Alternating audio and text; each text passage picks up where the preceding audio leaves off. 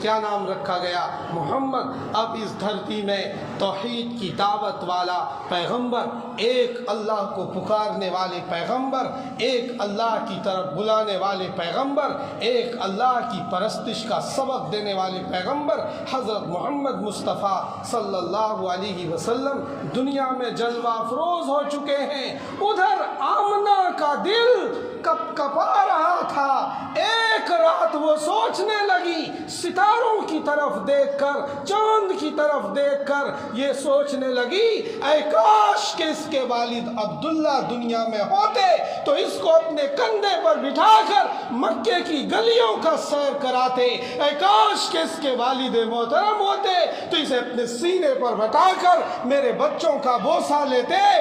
اے کاش کہ اس کے والد محترم ہوتے تو اس کی انگلیاں پکڑ کر میرے گھر کے باہر اور اندر اسے پھراتے۔ یہ سوچ ہی رہی تھی، آواز آئی، آمنہ تو فکر نہ کر، اگر یہ کھیلنا چاہے گا تو سورج اور چاند کو کھلونا بنا دوں گا، اگر یہ پتھر کی سنگلاخ زمین پر چلے گا تو اسے موم بنا دوں گا، دھوپ میں یہ چلے گا تو میں بادل اور ابر کا سایہ ان پر نافذ کر دوں گا۔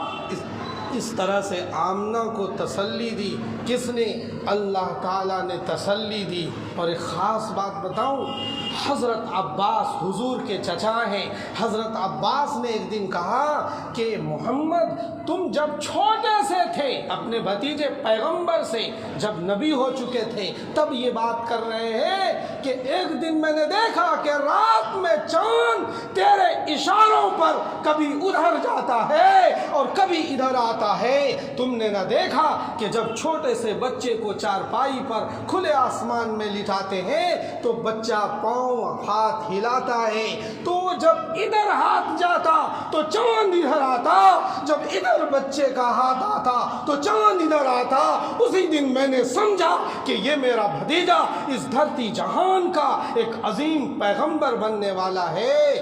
اس لیے وہ میں آج تمہیں بتا رہا ہوں، کیونکہ مجھے تمہاری یہ کیفیت تو اس وقت معلوم ہو گیا تھا جب تم چھوٹے سے تھے۔